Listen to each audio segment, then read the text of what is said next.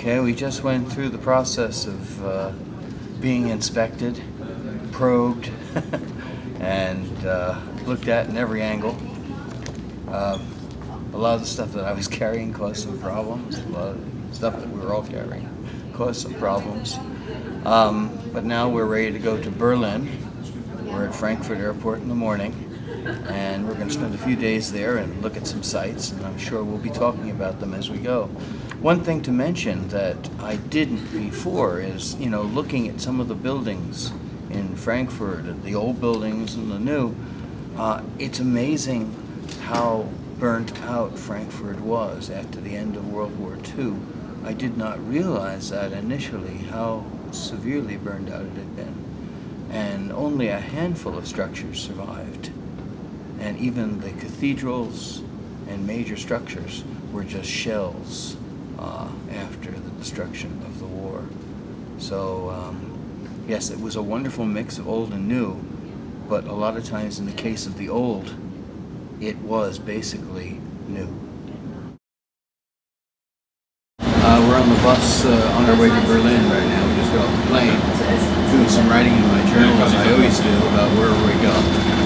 We make a copy visually as well as permanently on a hard copy. So now we're, as I said, in the process of heading to our hostel to find out, we don't really know what it's like. I know we have to bring sheets, and we also have to bring towels and stuff like that, so it should prove to be quite an experience, and we'll see.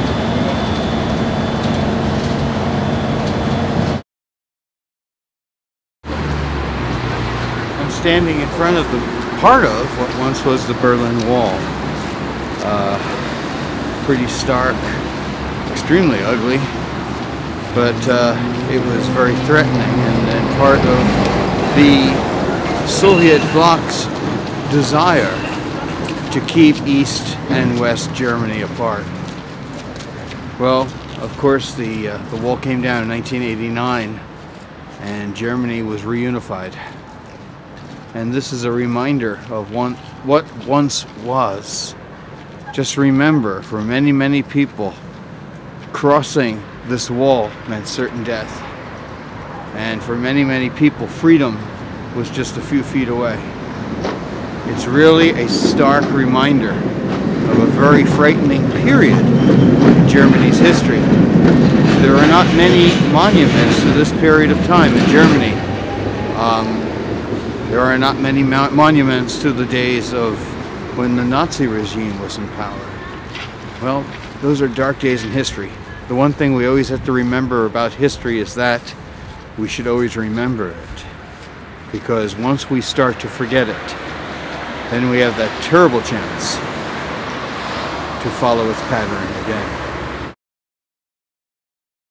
Yeah. Well, we're here in the food court. We're here in a rather large department store here in Berlin. And I'll tell you, Germans like food. And there's plenty of it here at this food court. And it's been pretty good. We're just relaxing, having a drink, having some dessert, and people watching. It's pretty fascinating. Watching what's going on. I see people of all different ages, all different sizes, all different types, all sitting there engaged in the fine art of eating. Hi, we're in the very top of the Berlin Cathedral, and this was designed at the behest of Kaiser Wilhelm II, who assumed the office of Kaiser in 1888. In fact, his ancestors repose in this structure. It is the largest cathedral in Berlin, and was badly damaged during air raids during World War II. In fact, the entire top of the cathedral was destroyed, and much of what was inside was. And it's been painstakingly restored. Restoration still goes on, but it is near completed at this point, and it is a very, very impressive structure.